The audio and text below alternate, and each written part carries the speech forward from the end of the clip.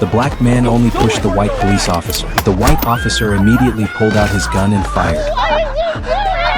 The officer froze for a moment but quickly snapped back. He rushed over and searched the black man, trying to prove he was a threat. Even though the man was already on the ground, the officer treated him like a violent criminal, coldly putting him in handcuffs. He thought he had pulled out a deadly weapon, but it turned out to be just a regular phone. Only then did the officer realize the man on the ground was no longer breathing. Later, the victim's wife sued the officer. In court, the officer claimed the man resisted arrest and that he mistook the phone for a gun, which is why he fired. Other officers stepped forward to support his story. In the end, the white officer was found not guilty. The victim's younger brother refused to accept the verdict and tried to seek justice for his brother himself. Hey, Gary!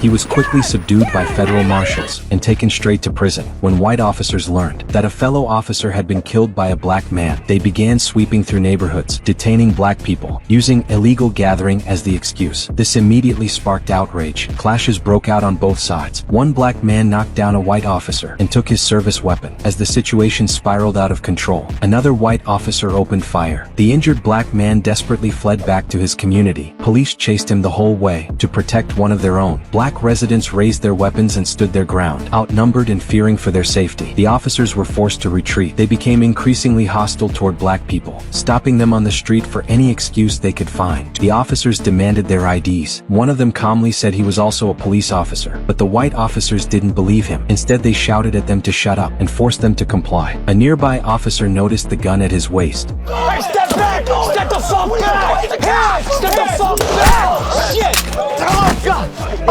Oh, God! The motherfucker shot me! Yo, you stupid! He's a cop! Mitchell, you don't! Mitchell, he shot me! Oh. Afterward, both injured officers were rushed to the hospital. Luckily, the black officer was wearing a bulletproof vest, which saved his life. But the white officer wasn't as fortunate. His father went straight to the police chief, saying his son had served faithfully for over 10 years and demanded justice. Soon after, the black officer was questioned by Internal Affairs based on his statement that night and testimony from another white officer. He was suspended and sent to court. In the final ruling, the judge found him guilty of negligence causing death, revoked his police badge in court, and sentenced him to 5 years of community service. From that day on, the former officer lost his freedom, restricted to moving only within the black community.